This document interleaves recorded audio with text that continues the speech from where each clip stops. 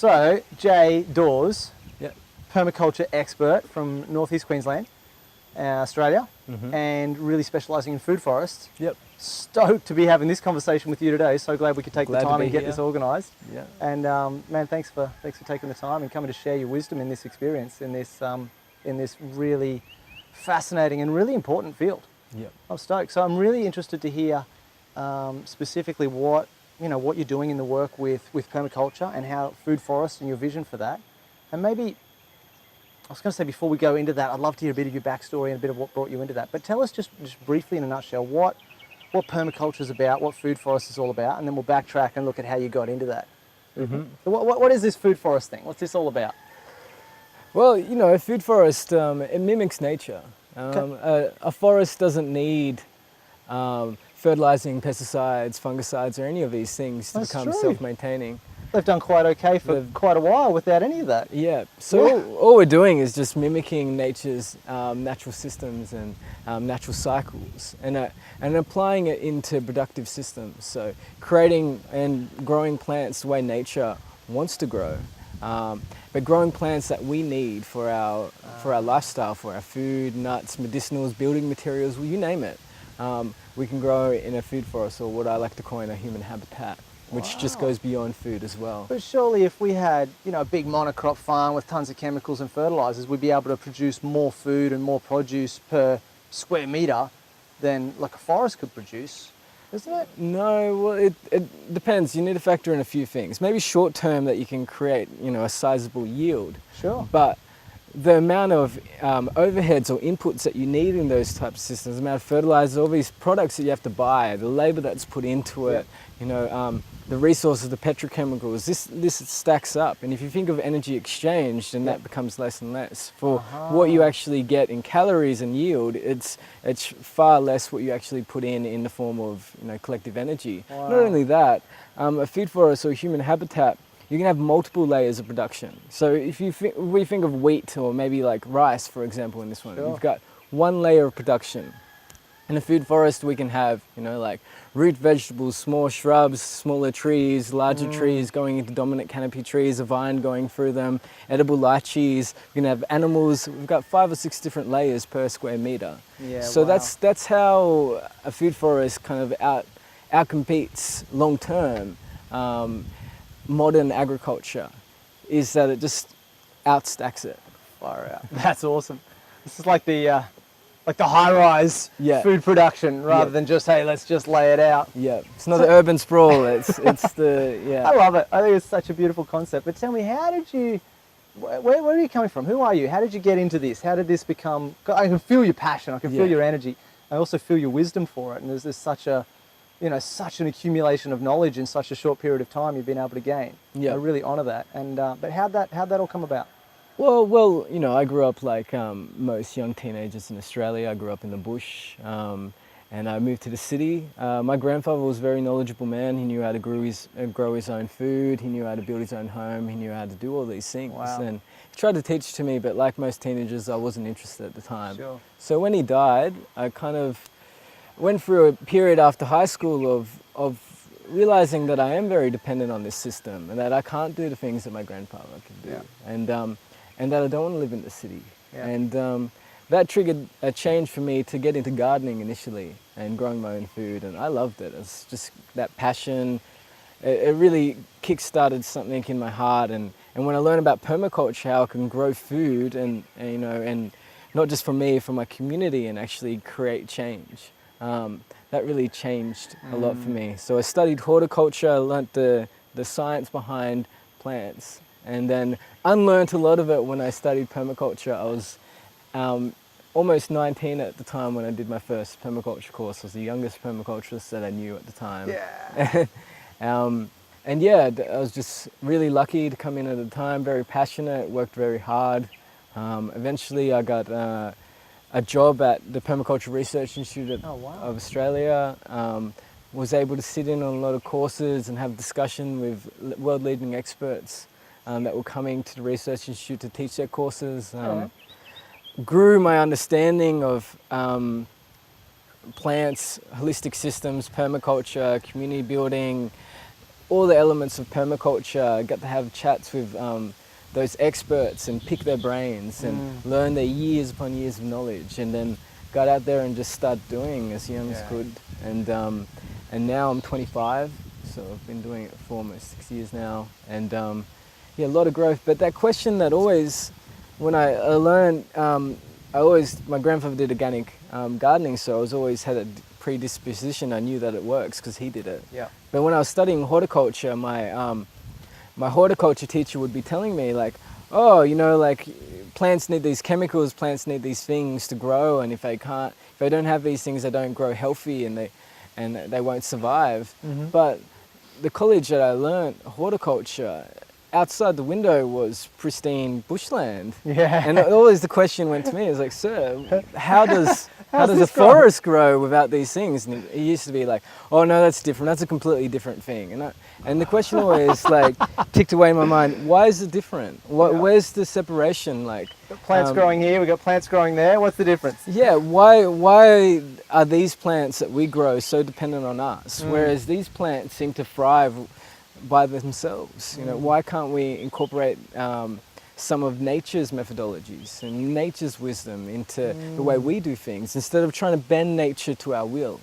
And studying permaculture, my teacher Jeff Lawton was, you know, he was the world leading expert of food forests at the time, still is, and he taught me a lot of knowledge about how nature does and works in these natural systems. And since then, it was a pursuit within myself to really figure out the missing links that in permaculture that we didn't have at the time.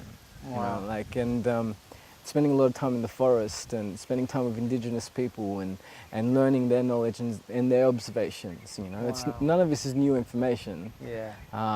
And then applying that knowledge and those realizations that I learned from nature's wisdom into practical design, building people's food forests, figuring out what works and why, and coming to that conclusion, involving that knowledge over time. And yeah, now it's got to this place that, yeah, we can create self-maintaining systems. We can create a forest of food. And we can create more than just food. We can create, you know, building material. We can create, you know, oils, you know, dyes, anything that we need, we can grow it. That's awesome. And the surplus of the things that, you know, of the yield that we get from these human habitats of these food forests, we can sell to create cash revenue, which can buy the things that we can't grow in our climate. We might really like flower, but it just might not grow too well in the tropics. Yeah, sure. So we can supplement those things that we're missing or that we can't do in our climate or our bioregion or in the space that we have with money. It's still a tool. Yeah. Yeah. Brilliant. I definitely want to dive more into, you know, what's the real practical steps. And this is the work that you're doing now, right? Helping people to set up these food forests and human habitats. And, you know, if someone's got some land or they're looking at getting some land, you can come in and look at what's possible with the dirt, with the soil, with the climate, with the bioregion, and actually help them to map out a plan that'll actually work on that space. Yeah, definitely. Awesome, man. That's so cool. And that's what I've been doing the past few years. I've been just working with communities, individuals, going to their land, facilitating their process into creating these food forests or these human habitats, you know.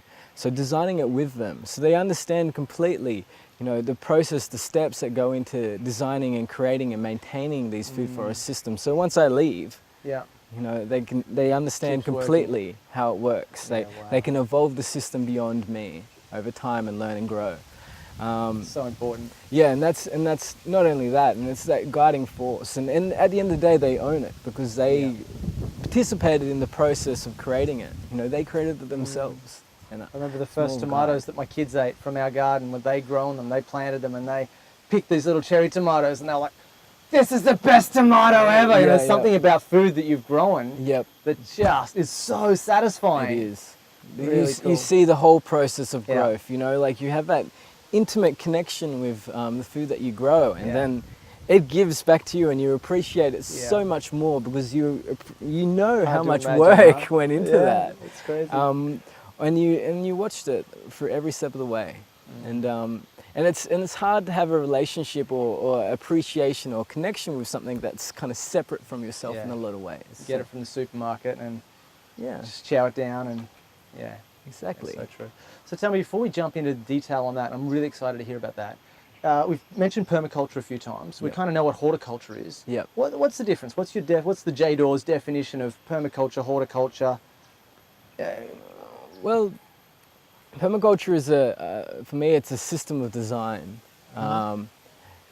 that works with the landscape, works with the environment, works with nature, and it co-creates our needs. And it's just a way of kind of developing your land, developing, the structures, developing, the food production, the food forests, veggie gardens, whatever you want to do, the infrastructure, the electricity, the septic, whatever internal parts of your community or land is, in a way that's holistic, that it works together, that it works with nature, that doesn't need so much inputs, that creates a lot more yield. So it's it's a holistic design system. It creates and facilitates all of your needs in a way that doesn't need to take so much from nature or gives back to it. Yeah. In human habitats, it's a regenerative system as well. Not only are you creating your needs, you're actually improving the landscape around you as well. So that's what permaculture can do. It's a lifestyle. It's a different way of doing things. But when you work in harmony with nature instead of against it, it works with you. Nice. Things get easier. You have less inputs, or you need less external resources to provide for your needs, and that creates not just like a financial yield, that you're not buying these things to live your lifestyle, but you also have an abundance of time, because you're actually saving a lot of this money, a lot of these resources, a lot of these things that you would have otherwise bought. Your time and your money is now spent in ways that you actually want to live. Nice. And so it's a different way of seeing things, it's a different lifestyle, but it has core principles that if you follow, life just gets easier and easier. Nice. Your external needs get less and less. You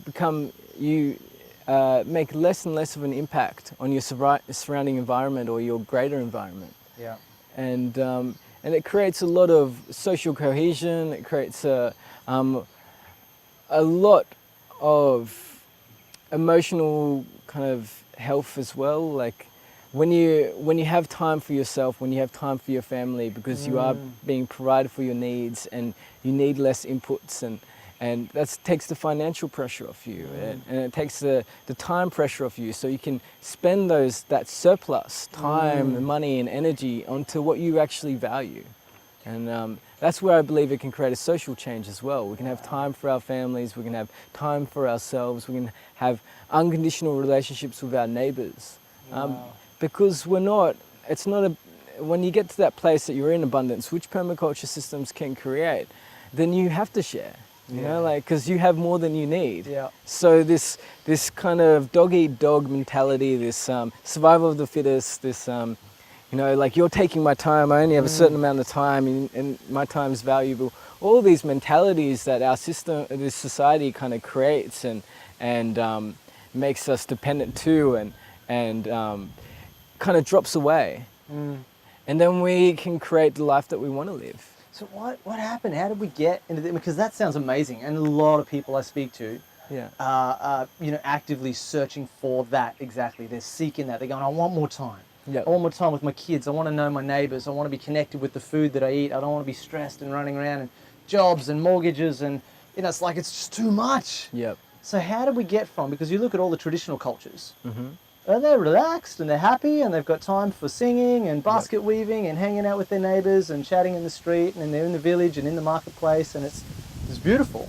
And we contrast that with modern Western civilization, where it's stress and there's super inefficiencies in terms of plastic use, oil burning, all these major challenges that have turned into huge challenges for humanity and the planet. How did that happen? What? Yeah, it's a question that we always ask. How did we get to this point? How did we get to this? How did we get to this point that we're so dependent on external resources, external needs, that we're so time poor, we're so disconnected from nature and each other? How did we get to this place? Well, it's just the shape of society. You know, economics has had some benefits, but it also shapes the mindset. It shapes society. It shapes our goals and our desires, and it's kind of deviated us from our natural path in a lot of ways. And you know, like when we are dependent, when we are in scarcity, when we are time poor, resource poor, then we don't have time for these other things that we talked about, for basket weaving, connection for each one. So, but it creates good workers. You know, Sure. if a good worker, if we're so in debt and we're so time poor and we're on the constant treadmill of life and society that gives it to us, then we don't have time to step off for anything. That isn't survival. So life is almost like and this society is our carrot on the stick that we have to move forward to survive, you know. Yeah. And whereas, you know, our life and our lifestyle and our job should be to create the future for us and for our kids that we want to go and allow us to walk down a path that we choose or we desire. Wow. But in this society we can't really in a lot of ways because we're so dependent Yeah. on all of these external things, and we've lost our ability. But we can get that all back, and we can design, you know, our life. We can create a lifestyle where we can have abundance, that we can slowly separate from these pressures, you know, these treadmills, these things that divert or deviate us from what we actually truly desire. It's just about how we plan our life and our choice and actual decision of how we want to live our life and how we want to live, what kind of legacy, what kind of lifestyle we want to create for our kids, for our wider communities. This is all decisions that we need to make. So you're saying that for someone who's living in the city right now, living in the suburbs, going to their job, burning their car, burning fossil fuels, supermarkets, superhighways, they're right in that lifestyle, mortgages, you know, the whole bit.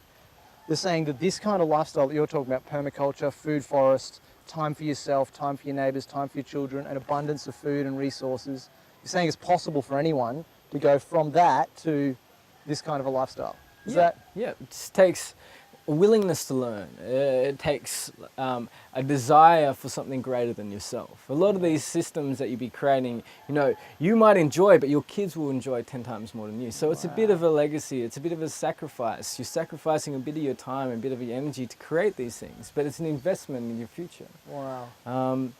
And you know, the families that I've seen that have made this decision, that have gone, I've had enough of this. I've had enough of this job and this boss working 50-hour weeks, getting nowhere, not being able to leave behind anything but a debt to my kids. I want something different, and have gone down this path of like learning all those old skills, creating these human habitats. You know, creating this house that actually creates its own solar and captures its own water, so they don't need, and deals with its own septic, so they don't need to any of these external resources or external systems to maintain their life. They live a very happy life. The ones that I've met, they spend like pretty much 10 to 15 hours a week, you know, creating their needs, and between a family of 4, and mainly that's just harvesting and probably a day at the market each week, just selling the surplus produce for financial income, which just pays the little things, you know, like fixing the car and the rates and everything else. The people are doing this. It's working. Yeah, it's working. It's been around. It's not some hippie, trippy fantasy, but we're making it even better each year. We're learning from our mistakes as a collective group. We're streamlining it. We're working out what works and doesn't work. There's an emergent social movement that's happening. But a lot of these people that live this lifestyle, they're not preachy about it, you know? They just do it because it makes them happy and they like this lifestyle. They're not trying to convert anyone. You know, the ones that live, they just live a happy lifestyle, watch midday movies with their kids, ride horses because they enjoy it, you know, and the kids do art. Then, you know, they like their little, like, abundance. And there's people like myself that is putting this information out there, and you know, I wrote this book so people can actually use it as a resource to create, you know, this future. My book is Food Forest: The Ideal Human Habitat. Wow. And its goal is just really straightforward, really like cuts to fat. This is how you create a human habitat. For yourself to provide for your needs. And I had to flick through it. What really hit me was the detail that you go into every step of the way. This isn't just like a good idea, feel-good story. This is like here's the steps, you know, this Yeah. is really how you do it. Exactly. Everything I know, I put into that book. You know, all my processes, all the steps, everything that made those conclusions, or the reasons why I do things that way, or people in my field do it. It's all in that book. Without the jargon, without the complex, you know, scientific language. It's there, you know, like the terms, if you want to look at them. But you know, it's if you want to expand that knowledge upon that. But it's just really about the information that you need to do to identify the strengths and weaknesses of your land, understand your bioregion, your climate, your area, understanding what you want and what you desire and what you need for your community or your family or your extended family, and how to go about the process of creating those needs off your land, and the steps and processes, because it is a long term, you know, like it does need a little bit of investment of time. Sure. But it's walking through the steps all the way along. So give me, I mean, we've been talking about the steps, we're talking about the practical things. Yeah. Give me can we kind of map out from a high level version of, you know, because we don't have all day. I know you've got such a wealth of knowledge, but just in the short time that we've got, kind of map out the steps for someone to go, look, if someone's starting out on this journey, they're going, I'd like to explore this, I'd like to find out more, I'd like to, well, this could be really cool. I love the sound of what you're talking about. More time with my family, more time with my kids, more time with myself, more connection with nature, less of the stress of the hectic modern day society lifestyle, just kind of leave all that behind and go and live. You know, a lot of people got this idea of just going and living in the jungle, but then when you actually think about that, you go, that's not practical, right? I've done it before, I'm gonna starve. and it's a lot of time. You know, hunter-gatherings were, you know, it takes a lot of effort.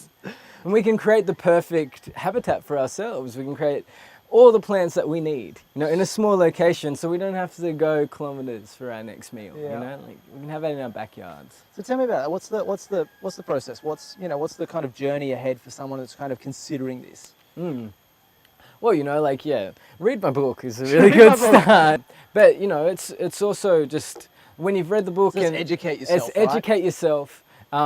Have a respect for nature. Just realize that nature's been doing its thing for billions of years. It's worked out what works and doesn't work. You know, it's streamlined for a process of trial and error, you know, to create the perfect system that it is. And as soon as we realize that, then it's just about following nature, and instead of fighting against it. There's a reason why nature does everything that it does.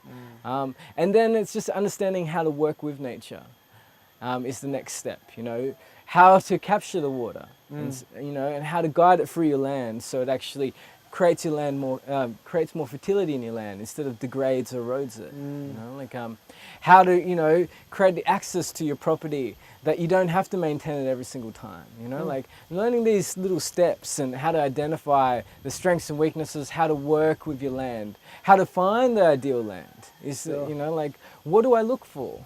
You know, what's the best land? You know, like how do I know if it's gonna be if it's worth my investment?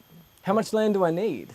Once you understand all these things, then it just becomes easier and easier to design or map your future for your family and for yourself.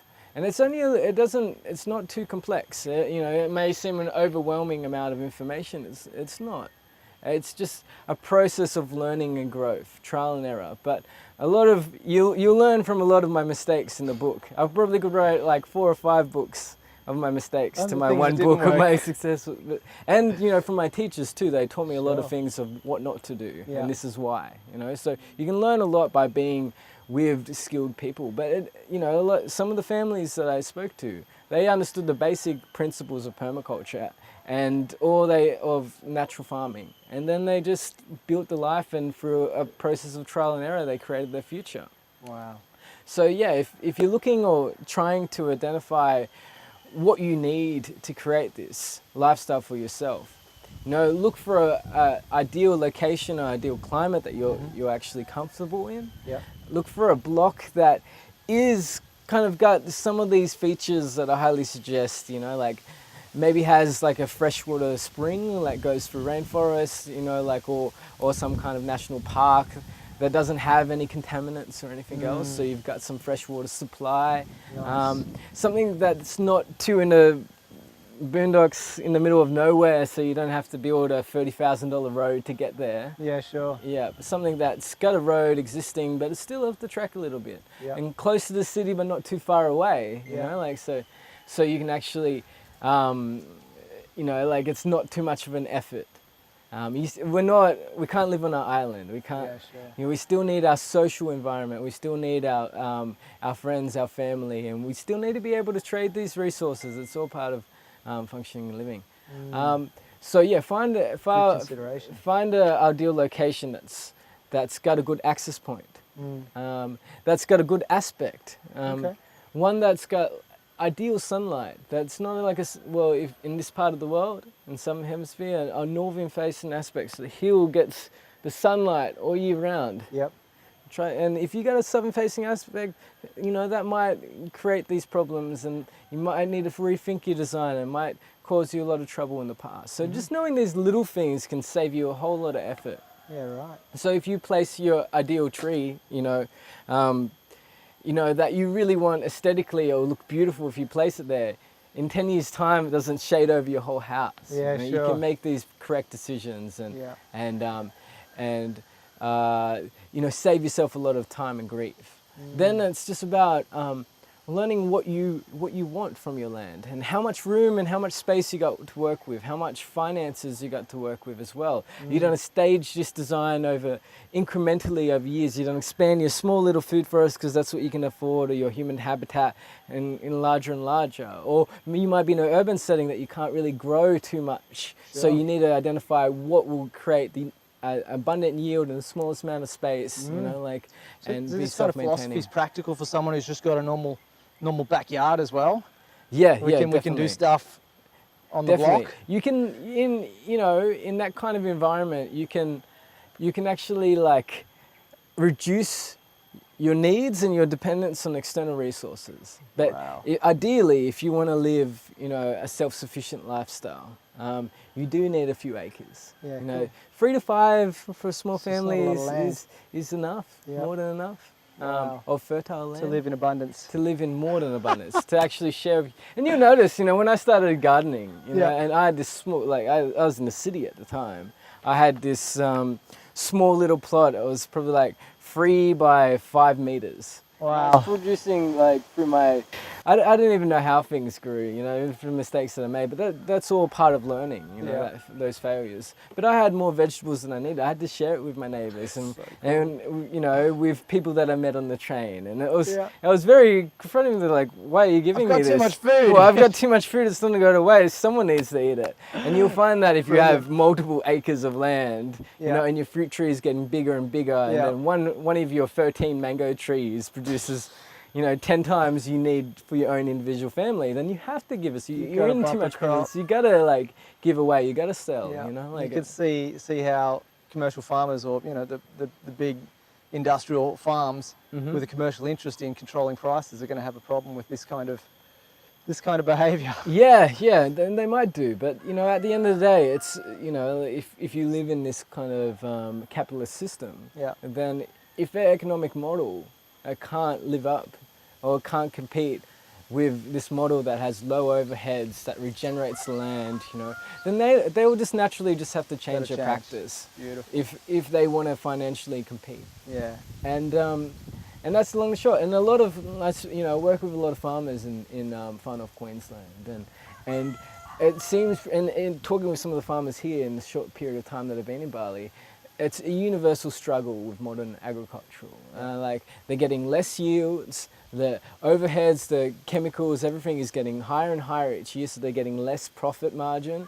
And the land is becoming degraded and less, and they're putting more work in just to cover all those costs. And their kids just seeing their parents struggle, and it's been sold this dream of being a lawyer, or it just sounds a lot more appealing. Going to go and be a professional, go and work in the city, and that's what I'm going to do. I don't want to struggle for the rest of my life, but it doesn't have to be a struggle.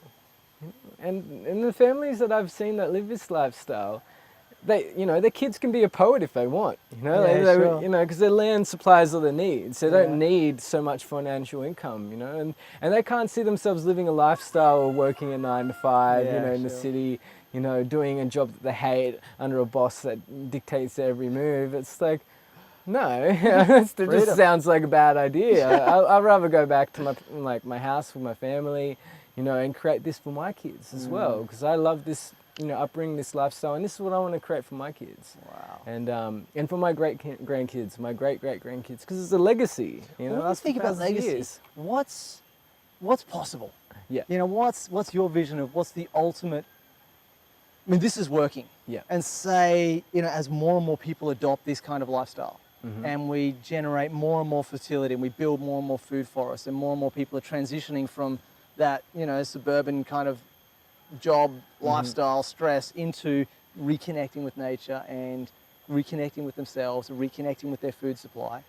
What kind of a society and culture do you see is possible for humanity on Earth as we fast forward as long as it takes on this path? If humanity follows this path that you're talking about, well, what's it going to look like? I foresee a green renaissance, really. If you think about the Renaissance time, there was a lot of aristocrats or wealthy people that had a lot of time on their hands, and they had time to explore sciences and philosophy and art. And in that short period of time, there's an explosion of new art, new ideas, new philosophies, new life, new ways of relating, new ways to develop society, because they literally had that time. Well, and that was only a small population of the population at that time. So if a large movement of people start doing this and they're abundant and they have financial backing and their needs met, and have those times to develop and work on themselves, then you could be an artist, just for the love of art, just because you want to create these beautiful structures and systems. You don't have to pay, no one has to buy this, you're not developing your art as a product. To create a product so someone can actually will buy it off you so you can make ends meet. It's something you're doing it from your desire. Self-expression. And also, like we're talking about, when you're in abundance, you give, you create, and you're abundant in time. I can see it in the culture that we're living in around in Bali. You can see that too. They have a bit more time as well, and they give a bit more time for each other and their community, and they share a lot more. It creates a lot of more social cohesion. People can work together, they can coexist, they can co-create, because they're not constantly competing against each other for survival. They're not seeing each other as a threat or external enemy that might take away what little they have. Yeah. They're not on the treadmill. They can, truly, what I've spent some time with Indigenous people, what I believe true human nature is. I don't believe that the nature that, modern humans in modern society live is our true human nature. I think it's our nature when we're in a state of survival or stress. Sure. Like any animal that's in a state of survival and stress will be very competitive, very aggressive, out of their nature. And I don't think humans are any different. So once we actually transcend those barriers that stop us from actually being nature, our true nature, then we can have that social cohesion, that we can work together, we can share, we can co-create. And what I foresee too is that if everyone starts creating this, one, you start regenerating the landscape, because you're working with nature, you're building nature's fertility. You're building that topsoil. You're replenishing those aquifers. You're creating more rain, and in doing so, you're also providing for your needs. So you're creating a fertile environment for yourself and your surrounding community. But because you're supplying your needs, people don't have to chop down whole forests to build your house. You're creating, the timber for yourself. So you can actually have more space and more time for your surrounding environment to start regenerating. And you can start supporting others into making that transition because you have that abundance of yield. So I just see it as the ability and the rate of humans to work together to create more resource, to evolve. Because what we need to understand is, what I believe, plants is what we should actually be building our society upon. Because plants are a resource. Yep. Unlike coal or like metals or anything else, once they're mined out of the ground, they deplete. Sure. Once coal's been burnt, it's gone forever, and then we need to mine more coal, and then eventually we'll have less and less coal, and then the prices go up and up and creates a scarcity. But plants are different, that you can actually take 100 seeds from one plant, plant 100 more trees, and then just create more and more resources. So they're self-replicating resources. As well as they create a yield or a product for us, they're self-replicating and ever-expanding, self-maintaining, self-regenerating. So if we direct and actually focus the way that we live our life, to utilize these abundant, ever-expanding, self-maintaining, regenerating resources, then we'll have more and more yield each year as a collective community, as a collective group. So as an individual community or independently, if you, on an individual level in a human habitat, you start off that you do need resources to start things off. You do need some stuff. But over time, your dependence on those external resources goes down. Yeah. Whereas the amount of yield and things that you create and resources that you create for yourself go up and up and up. Sure. And then it gets to a point that you're actually creating your needs, or you're creating a yield, and then you start being in surplus. You actually start producing like abundance, and you need to expand. But if a community level, or like if a bioregion or like if Bali did that, then they would actually be creating more exports than they would need imports. So the value, not just financially, the fertility, the complexity of different revenue streams that they could create, different products they could create, and the artworks and the beauty that I see around here, and what they do with the products that they have is phenomenal. And so the external needs goes down, whereas their surplus goes up. So I foresee any community or any group or cooperative that actually exists collectively and individually down this lifestyle, down this road, will be in abundance. Wow. And it'll continually be in more and more abundance into the future. Whereas I see the more that we actually follow this way of this society, this lifestyle, this direction, this machine that's going forward, we're going to have less and less each year. Our kids are going to have it harder and harder. The land's going to get worse and worse. I don't want to be bleak on that, but it's just like everyone can see that it's just not working out. It's just the direction is not. It's the reality. We need to face that. So now we have a choice. Do we want to live in abundance for ourselves, our community, our families, or do we want to travel down the path that we do, which is comfortable right now for many, but it's getting convenient. It's convenient, but it's getting harder and harder each year. And for many, it's not actually that convenient at all. Exactly, and it's only like the top of echelon. That it's really enjoying it. So we have a conscious decision what we want to create in our future, and it's a decision that we've never had to make in our generation. But it's a decision that we can create and can make and can decide and can orientate and can go towards. It's just our desire and passion. And the more that we do this as a collective, like the more people that we have to do it, the more support, the more revenue and investment that we have into creating this lifestyle, the faster rate that we'll come into this life.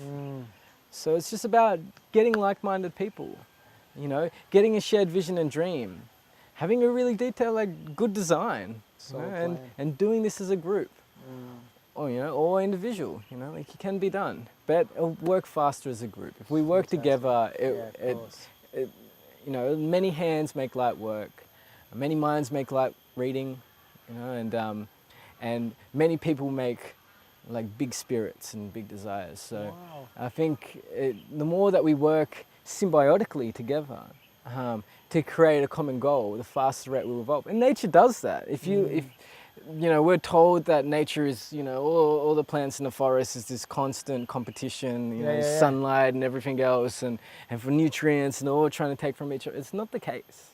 We're actually learning that the relationships that plants have in a forest is more symbiotic than it is competitive. All the trees actually share resources with each other, because in doing so, the protection, the nutrients that other trees give that they can't create, they benefit from. So it's in their best interest to work in symbiosis. It may look like chaos, it may look like competition, but it's actually really, really well designed symbiosis. Everything has a purpose, everything has a role, everything works together. It may look like the cycle of life and death, the big tree falls down, it's a big calamity, but no, it's giving its accumulated 400 years of nutrients to the next generation. They're going to grow even more. Deep to pull up out of the earth, and now it's beautiful. It's beautiful, and that's what we need to create. We need to accumulate, we need to create something better for the next generation. So when we leave, they'll be better off. That they'll be even more abundant, and they'll be like, thank you so much, you know, like, and really, really enjoy.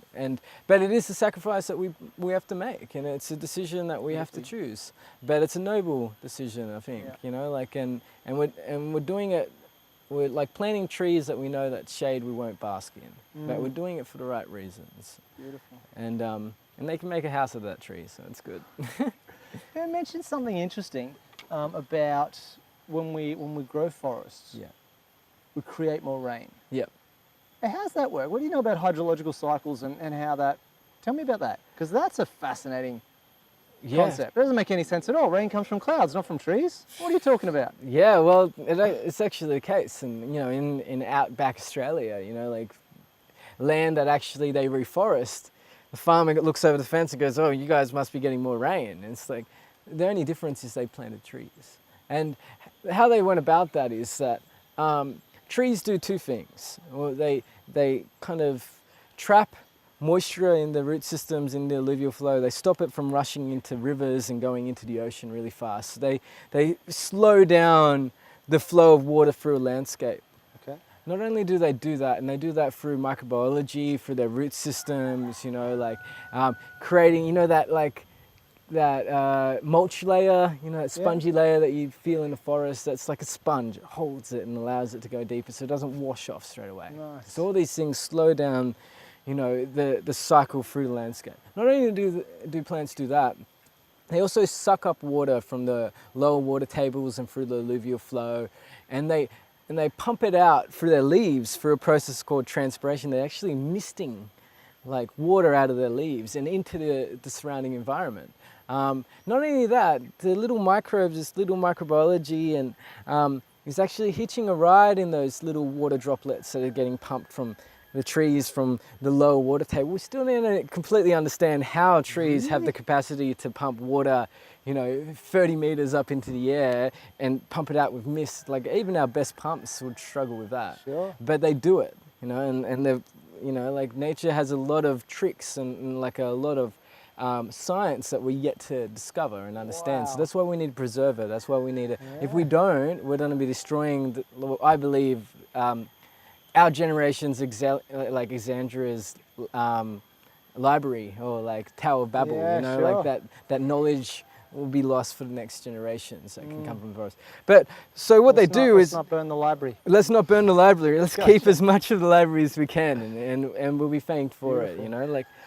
So they suck up this moisture and they pump it out through the air, and those little microbes, microscopic little creatures, they hitch a ride on those water, like tiny microscopic water droplets, and they go in the air, and enough of those rain droplets accumulate, and you know, the rain clouds that come in from the coastline, they meet those like that evaporation, that transpiration, and it pumps up rain clouds, so it beefs them up and then creates, you know, more rain, you know, more water in the atmosphere.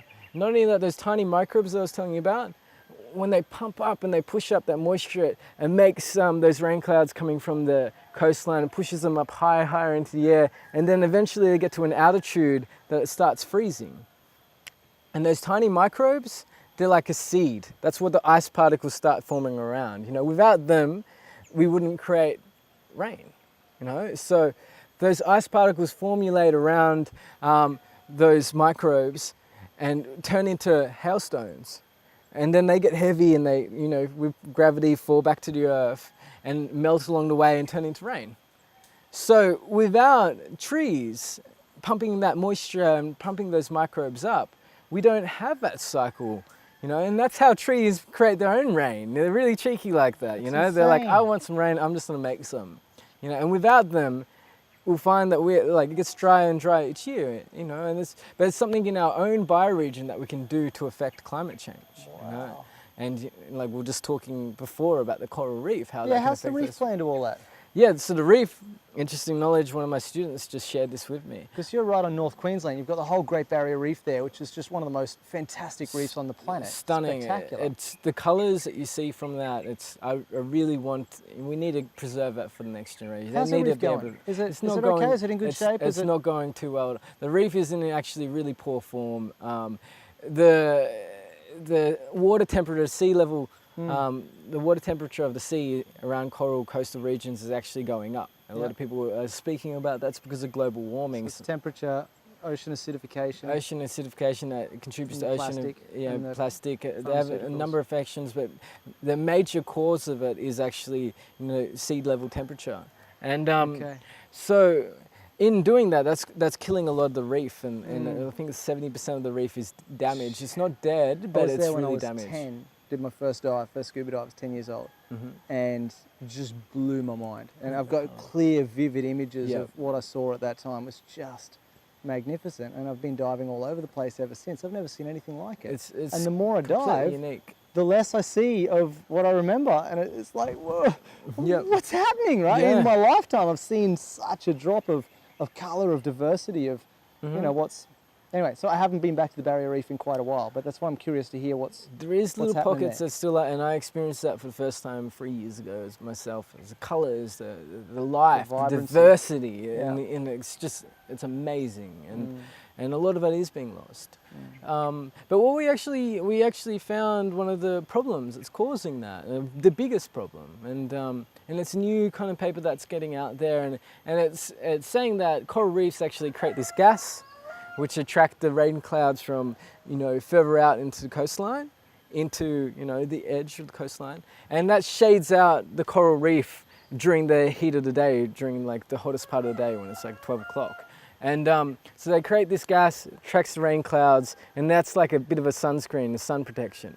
And then it cools them off during the heat of the day. And then when the end of the day, and they stop producing this gas, the rain clouds go inland, and the trees, they start pumping them up, and that creates that rain cloud. So that's that cycle that we talked about. And without that being there, without the coral reef being there, we'd only get less rainfall, because that natural draw that we get, that creates those big tropical storms and creates that fertility in those tropical rainforests that we see in far north Queensland, and most likely around Southeast Asia as well, in the coral reefs. And I don't think this is separate from Australia and the Great Barrier Reef.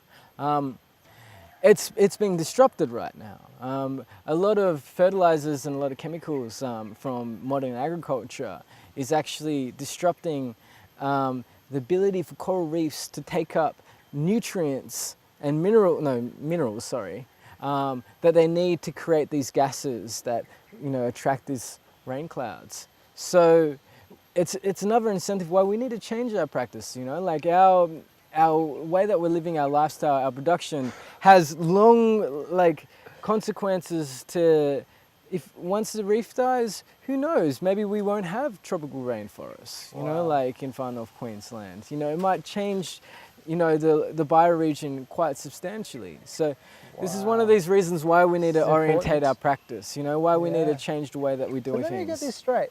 The reef takes up certain nutrients that give off a gas. Yep. That build rain clouds over the reef. Yep. And then we get a low pressure system in the day as the land starts to cool off. Yep. That attracts the clouds in, so the cloud's being built on the reef, travels into the forest, and the trees are attracting it then, and they're giving off stuff, they're doing their own mist magical forest thing that lets the clouds actually dump on the forest. Yep. So without the reef, the clouds don't form, and without the forest, the clouds don't get attracted and don't drop their rain. You think clouds are just up there, they're not connected to what's happening here, and it's all so connected. Yep, and we can affect, global warming is a problem, on a global scale, but we're not completely unable to affect our local bioregion based on our environmental practices and the way that we actually, work with our bioregion, work with our environment. We can actually cool our surrounding environment. We can create more rain, and not only that, we have an economic incentive to do that too. Sure. Each year that we don't do that, we'll get less yield, we'll get less crops, we'll be more dependent, higher droughts, less greenery, less tourism, all these things, economically we have an incentive to do so as well, to change our practice. But we also want a green future for our kids. We want a future where they can actually get rain, so there's that other incentive as well. But it's something that we can do on an individual and a collective level in our bioregion to affect the climate of our environment and our surrounding environment. So it isn't so separate. There's little things that we can do that can stop global warming in our bioregion. Wow. And and that's the best thing about human habitats and creating these food forests, creating these regenerative systems, is that you actually create your needs while as well creating those trees that we just talked about that creates that rain. So your actions of creating your needs also creates a fertile wider environment. So you're going beyond sustainability in that way that sustainability is limiting our impact on our surrounding environment. Sure. And when you start operating and start doing these practices, you actually create regenerative change. Wow. Your actions regenerate your surrounding landscape while also providing for your needs. So you're not lessening and you're not just slowing down. Sustainability in a lot of ways is slowing down our direction towards a result, which is, less, more scarcity, less desirable outcome. We're going the opposite direction with regenerative practice. Sure. We're fixing the damage that's done so far. Yeah, we're not wow. reducing the damage that we're doing. We're now fixing it. We're going, okay, that's that way. We need to go this way. And I think that's our new goal. We need to go beyond sustainability. We need to start actually doing regenerative practice. We need to support it. And it is achievable. All it takes is investment from, individuals and government. And it is, if they want to, and it's a wise investment too. Even in the coral reef, to fix, probably costs $1 billion or so, to create these to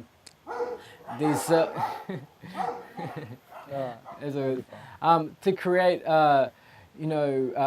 these river system projects, these mangrove projects, that actual filter out those nutrients, those runoff from sugarcane farms and from damaging modern agricultural practices, so it doesn't get in the reef. But the actual yield that would create, that investment that that money will make, even in like just agricultural crops, will pay for itself in tenfold. Wow. Not to mention like the Positive flow-on effects. The tourism effects that come from that. There's a lot of benefits in doing that. And you can still grow sugarcane in a way that's ecologically harmonious. It's just about slightly altering the practice, and it's in the government's, it's in the community's best interest to support these farmers to take this regenerative change, and give them a pretty decent incentive as well. Sure. So it is achievable. We can co-create a better future for each other. We just need to have a desire. We need to identify and work together and co-create and formulate. And figure out how we're going to do this as a group. How we're going to create this better future for ourselves. How we're going to do it. And some people need to be the seeds of change. Some people need to be the weirdos that grow all their food from their land, and everyone's like, "Why are you growing so much food? Why are you doing it that way? What's wrong with you guys? Why are you in your supermarket? Yeah. Why are you growing things in straight lines? I don't understand. It looks like chaos. Why are you growing it like that?" And they just need to be like, well, this is everything. There's a reason why I do everything that I do, and there's a way nature does it this way for a reason. And I'm just taking its billion years of wisdom and experience, and eventually when you start living this life, when you actually start creating this change, then that will raise some eyebrows of people being like, yeah, and it's just an easy choice. Once you show people that this lifestyle is achievable, that you're living it, and that you're creating all your needs from your land, and not only that, nutrient density of the food that you'll be actually creating is off the scale compared to like even organic, like farming, so you're healthier as well as happier and more time efficient. But once you start living this happy, abundant lifestyle, they'll be like, I hate my job. I see what you're doing. I'm working 45 hours a week at a factory, standing over a button. I just want to live I want to do what you're doing. It's going to be a really simple decision. Yeah, beautiful. And it doesn't need to be a push. Doesn't need to be like a control. It's just people just need to start doing it, living it, and being the change that they want to see in the world. Beautiful. And that's how all good social movements start. Is by individuals making a conscious effort, and just being the change. And I'm just helping facilitate that as well. I'm trying my best. And if we're all trying our best and we're all doing something for the next generation, creating a better legacy, you know, even if it doesn't become as awesome as we envisioned it to be, at least we tried. At least we tried creating it. At least we're going in the right direction. At least we're making an individual impact, a positive impact. We're making individual decisions which will create beneficial change for next generation. And that's what ancient cultures always used to do. Each of us. And that's what we need to do as well. I hear you. Jye, I love this message. Love the work you're doing. And what really stands out for me out of all of this is your heart for this work, is your passion. And balanced with your knowledge. I mean, your solid background, you've done the research, you've done the study, and you've gone out and done the work to gain the real world experience. Oh, I had to. You're the youngest permaculturist. You need to keep up with the old boys. You know, like you need to push it. So yeah, it's such a credit to you. I'm so grateful we could take this time together. Any last thoughts? Of course, anybody who's wanting to get in touch with you, I'm happy to connect people and send people your way because it's just fantastic what you're doing. I totally support it 100%. That's awesome. Any final words? Any final thoughts? Anything that you'd love to share that we haven't already shared? Well, yeah, you can do it. I know it sounds. Yeah, I can go on a month, but it's achievable. It's been done before. You can do it. You know, and we should do it. And there's nothing stopping us right now, other than our desires and our inclination. Might take a bit longer if you don't have the, you know, like financially, but it can be built slowly. Each actions that you can do, as soon as you know that you want this lifestyle, you can start directing your life towards it. And you know, I've been able to get to this point in 7 years. But I think like I've watched my students evolve. You know, I've been teaching now for 2 and a bit years. And the leaps and bounds that they've made, you know, like some of them are already at my level in that short period of time. Because we're all learning from each other. We're all evolving at a faster rate, you know, like I'm learning stuff from them that I didn't know. Because they can see through the same eyes. And if we work together and we co-create, then this is just going to be really easy and achievable, and you can do it. Like, we can all do it together. Awesome. Or individually, you know, like, and I can help you out with that too. And just read my book and give me your feedback. It's still evolving as well. Right?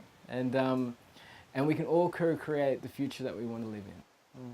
Jye, thank you so much for this time and for sharing from your heart so openly and so freely from your wisdom. I'm so grateful that we could take the time to get together and record this and share this. And man, all the best. I support your mission and champion you all the way.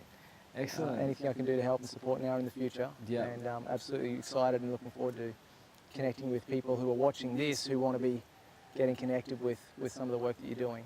Really excited about that. Congratulations, man. Let's create this future together. It's going to be fun. Right on. It's going to be abundant. Right. Thank you. Pleasure. Pleasure.